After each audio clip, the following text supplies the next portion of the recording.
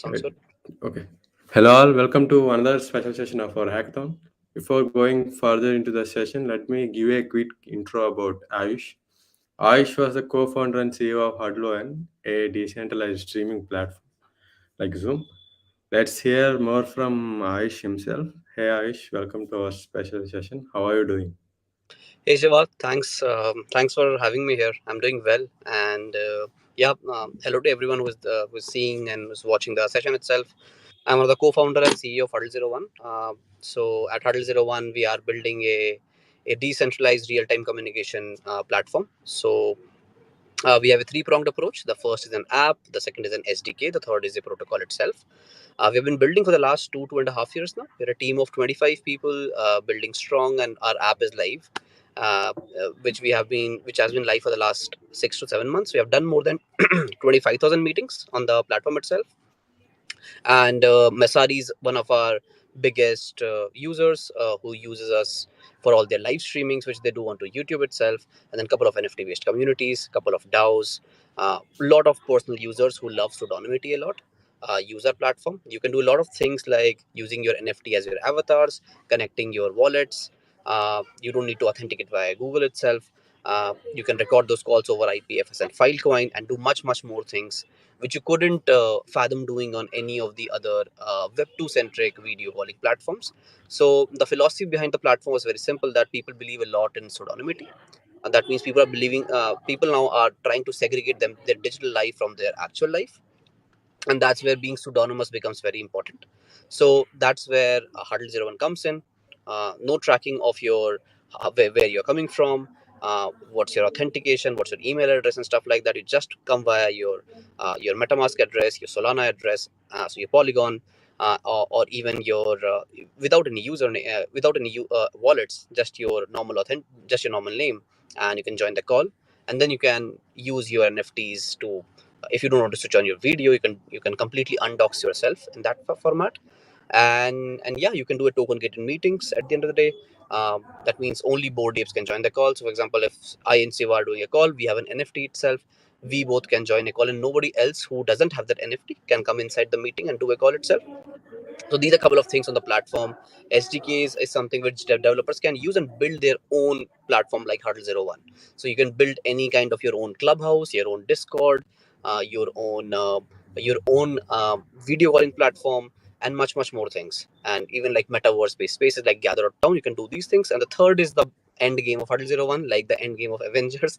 The end game is you can use the protocol where if I and Siva are doing a call, if Siva has a good internet connection and a laptop, he can become a node and he can power the call of all three of us. So we are taking the approach of product first and solving for demand first, and then solving for decentralizing. So the aim is to decentralize the value first and then decentralize the technology. And to do that, you need to first solve demand. And that's what we are doing at Huddle. I know it's a long introduction, but I just wanted to keep it there so that whoever is listening and seeing this knows about it. Yeah. Just introduce your story a little bit, like how you entered into Web3, and later go deep into how you started Huddle and about your co-founder and how you and more. Absolutely. So I think this is one of the good story which I think a lot of people will also resonate with. So Huddle Zero One started without, we didn't have a plan of starting Huddle Zero One as a company itself. I and my co-founder Sushma, we are from same university actually. We studied engineering together from LNMIT Jaipur. So we came together and for a hackathon. This was in July of 2020. It was ETH Global Hackafest, done via Ethereum Foundation and Protocol Labs. We came together and we didn't even have an idea at that time. It was just that we were just seeing that what should we build, and then we saw that everybody's talking about decentralization, Web 3.0, doing DAO governance calls, and all these things were happening over Zoom. So like we talked a lot about these things, like Web 3.0 is here, decentralization is here, but it was very ironic that all these meetings are still happening over an overtly centralized platform like Zoom or Google Meet or Microsoft Teams, or all the other video conferencing platforms which are out there. So and that's where we came together. We wrapped our brains around that how can we build a proper, first of all, a peer-to-peer video calling platform which doesn't store your data, and it's easy to use. Plus, you can do these interesting kind of things where you can be completely pseudonymous. in nature, and can express yourselves digitally in much more better format. So we used WebRTC protocol, and we built a uh, really good peer-to-peer platform. It was called Cadbury back then, because my co-founder Sushmit loved the word Cadbury, but we couldn't keep that as a company name because we could have been sued by Cadbury itself for taking that name. Uh, but that's what we built, and yeah, and that's how it started. And then we won the accelerator, we won the hackathon, and then we got into an accelerator by Techion. There, Gabriel and the other team from Techion, they really helped us in shaping our mental muscle. And from there, we raised our angel investment from Preeti Kasireddy. She was our first angel, and then we raised a pre-seed round of $1.7 million that was led by Protocol Labs, Hashkey Capital participated by Sandeep Nanwal, Vinny Lingam, and a couple of other good angels as well. So this is the story of Huddle Zero One. Yet, how your day-to-day like routine look like, and how you balance your time? Yeah, so my day-to-day routine looks pretty context switching. That means I need to switch a lot of context. My majority of time goes um, uh, towards essentially building the brand, getting users, doing a lot of partnerships, getting towards the sales part of things, and also hiring. So these are the four major verticals or functions where my majority of time goes into. Uh, I am I'm really thankful for my leadership team as well, because they also take up a lot of my functions. For example, product function, ops function is taken by the company CPO Sashank, who handles all these things regarding the product and the ops. Sushmit handles everything from research to development. So that really makes my job a bit easier. But yeah, that's how it happens. And also, legal is a big part of it because we are in a crypto industry. So legal and accounting becomes a really important part. So that's how I dabble my day around in general. Yet, like we have Zoom, we have Google Meet, and have many more options. How you differentiate yourself from those? Like what is Huddle and USB? Yeah, I think it's a great question. So uh, what we generally like, why it's different is, first of all, in the philosophical approach itself. So philosophically, we don't capture data. If you have to use any of the other platforms, you need to sign in via any kind of authentication itself. These authentications are OAuths in general. OAuths are Web2 based authentications where you need to give out all your data to the servers of these particular places. That's where Huddle Zero One differs. So we could have got a lot more users if we just had a sign in with Google, but we didn't. We have a sign in with MetaMask. So now I don't know who you actually are, and you can come inside the call. So that's where we differ on the first level itself. That means just on the onboarding.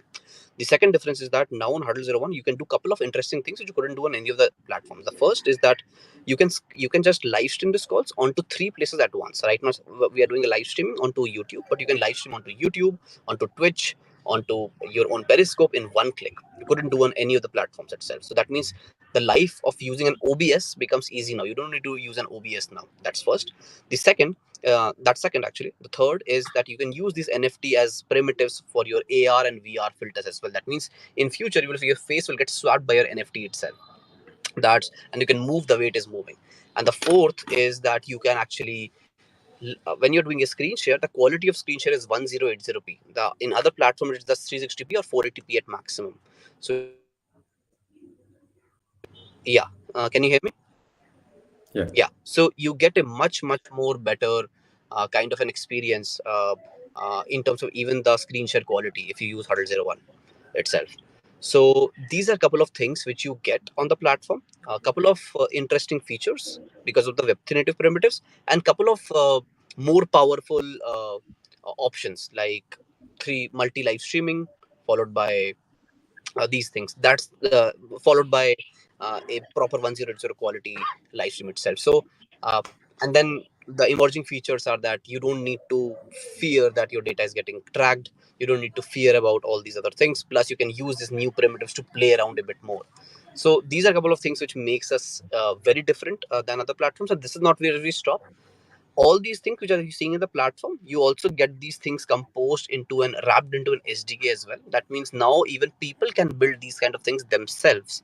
So any good developer who is listening right now, they can use our SDKs. Are actually a in just 1 week, where now you can use our SDKs and build on top of it any kind of apps, be it a Clubhouse, be it a Huddle 02, or any kind of things. You can actually build using our SDKs itself. So that's where we are at. Yeah. Yeah. You already explained that, but the most important thing for our hackathon as well is like it is not exactly the product that wins any market. It's the team and the marketing of the product wins the market. How did you figure out that? We figured out actually in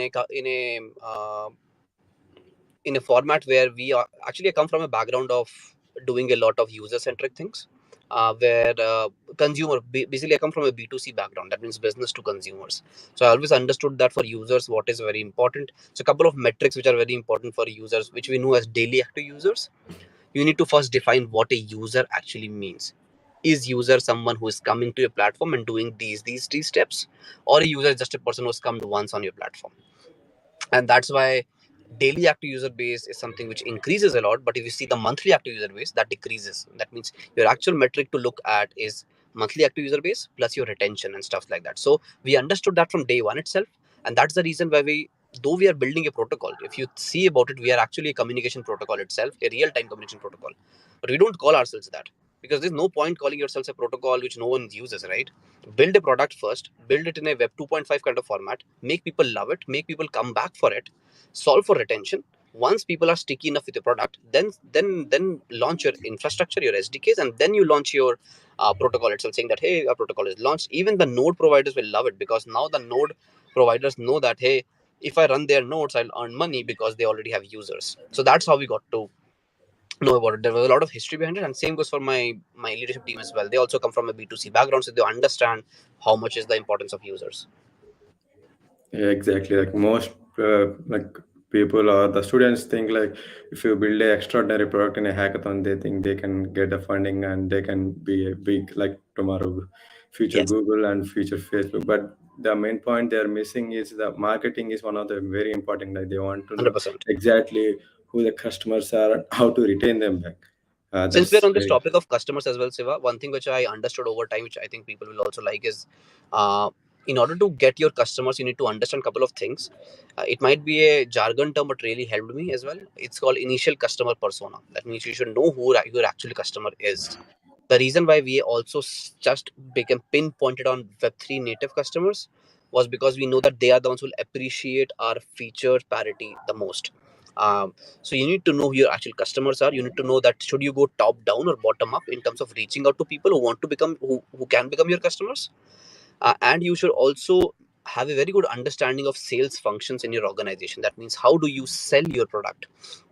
I know community is something which is talked about a lot, and community is a very very good activation energy. That means gives you a lot of push. But is community your customer? It's still an open debate, according to me.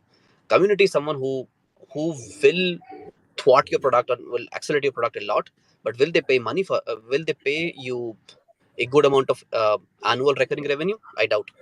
You need to get a really good customer base for that, and for that you need to leverage sales functions along with your community as well. So I think you're bang on the point that marketing becomes really important. So is sales, uh, supported by your community itself. exactly. Adding to that, like most people has a false assumption, like we think we like to view the world as linear, like I gonna put in 8 hours of work, I gonna get 8 hours of output, but it doesn't work like that, right?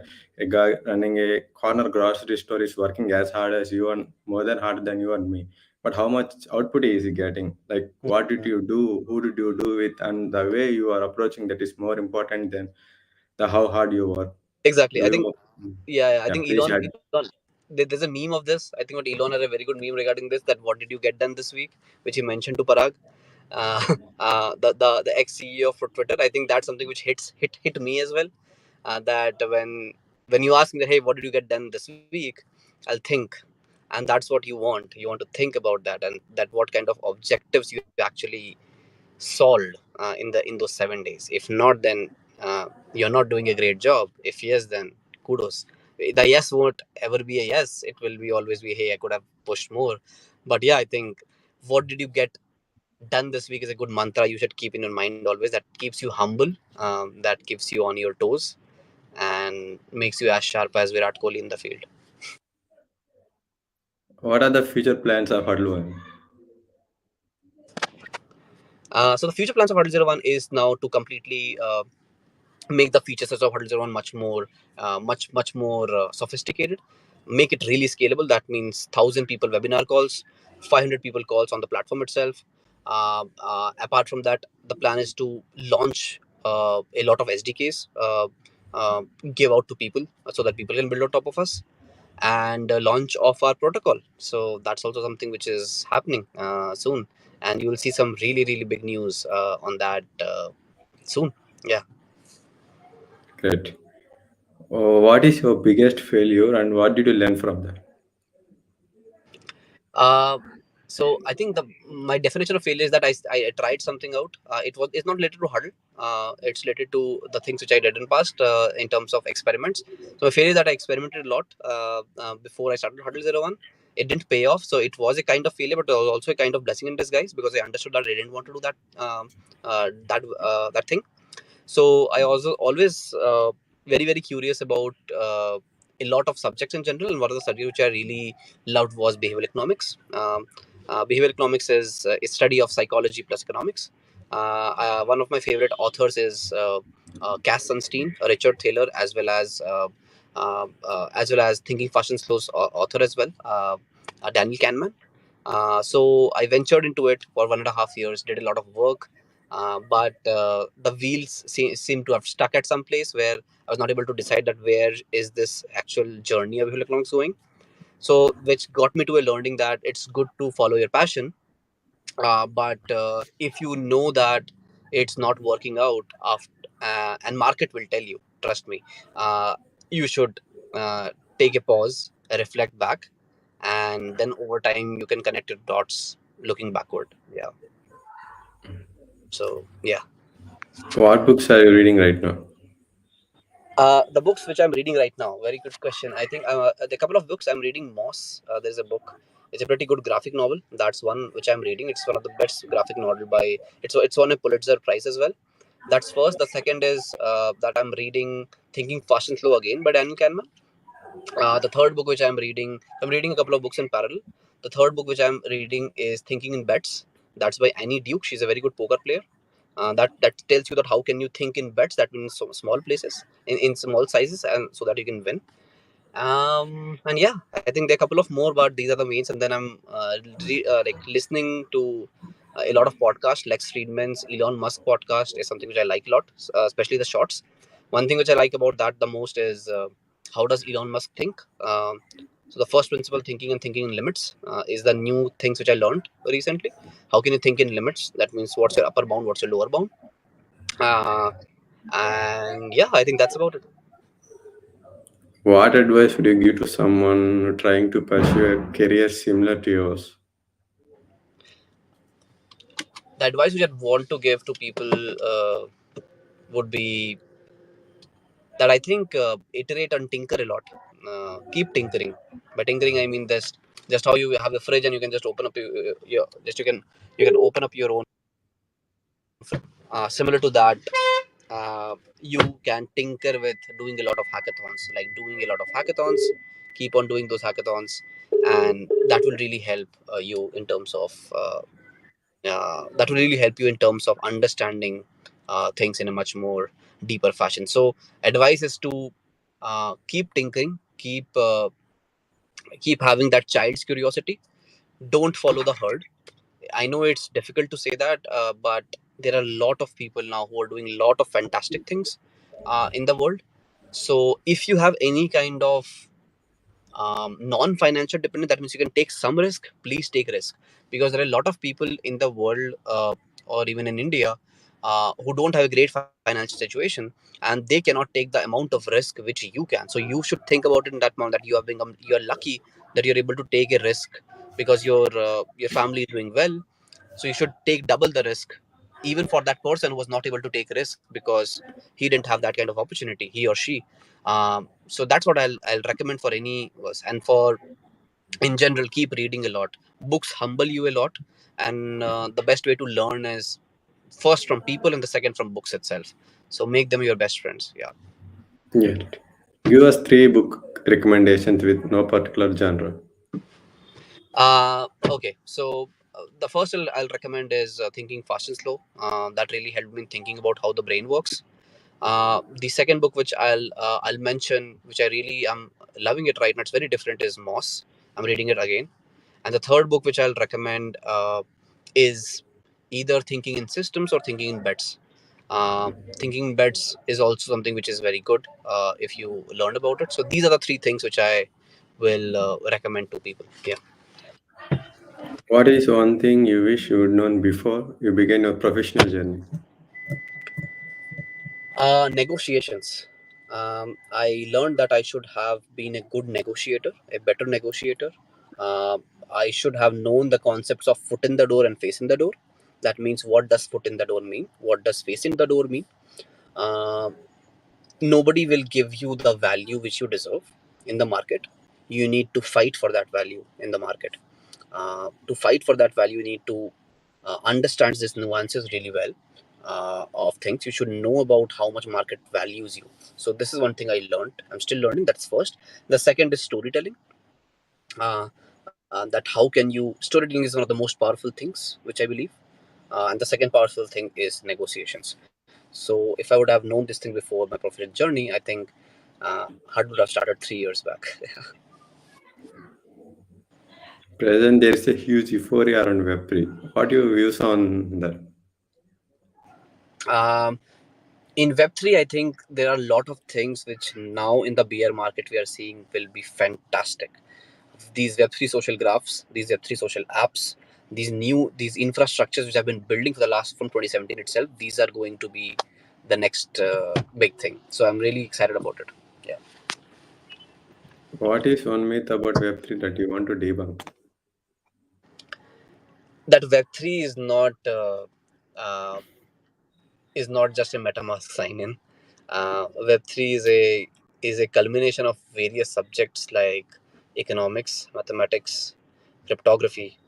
Cryptography is a subset of mathematics, but cryptography and also stuffs like behavior economics, psychology, and psychology as well. So this is what Web3 is. It contains a lot of things from blockchain to essentially working towards. So blockchain is just one aspect. So Web3 and blockchain are interlinked, but they are not the same. Web3 is just a new way of solving some of the problems which couldn't have been possible in solving using the Web2 tools. So a better monetary fiscal policy. So just talk about it in economics. There are new monetary fiscal policies, just like how we have in Indian government. We have a proper financial discussions, so financial policy. Similar to that, there's a financial policy now which is possible with these new kind of crypto networks that are coming up. Um, and another theory to debunk is that the coins which we talk about uh, is that you don't have to see it just in terms of their marketing. So I think marketing is considered very good in crypto networks. I don't believe marketing does a lot of justice there. You need to solve for a lot of things, and which includes user base, which includes your monetary fiscal policy. And if you do that, crypto networks have the power to even overturn nation states. Is what I believe. Yeah. Tell me three names who have been most influential to you. Three names the most influential to me. Uh, I think the first one would be Elon Musk. The second one would be Lex Friedman. The third one would be maybe my grandfather. So yeah, Could you just elaborate a little bit on your crypto portfolio? my crypto portfolio is very interesting. I bought the first coin, which was BAT, Basic Action Token, not because I knew that will go up, just because I loved the platform. And then yeah, BTC and ETH. So it's BAT, BTC, and yeah, in general. And also I love a couple of protocols which I love, and also there's something the platforms I love I also keep having there, have some skin in the game there, which includes no financial advice there, but it includes uh, protocols like Filecoin, Helium, LivePeer, and a couple of more. Yeah. I hope I covered everything. But if you are in my shoes, what question would you have asked me yourself that I didn't? I think you covered a lot of questions. I think one question uh, which you would have asked could be about the protocol itself. So I'll answer that question on the protocol layer. So protocol layer is something which will create a huge dent in the ecosystem. We talk about a lot about VR glasses, AR glasses, and stuff, but all those communication are not possible with the current internet infrastructure, and that's where we come in. We say that, hey, if Ayush and Siva are in India, why do you need to send all the data to US? That means you can become a node Siva, and you can power the call of all of us essentially. So that is something which will get live, and then people can run their own node. So if Siva is paying 1,500 rupees to Geo, he can earn back 500 rupees because now he can power those meetings using his node itself. Great. Finally, thank you so much for doing this. It was a pleasure having you. We got a lot of answers. Yeah, thanks, Thank Siva. you.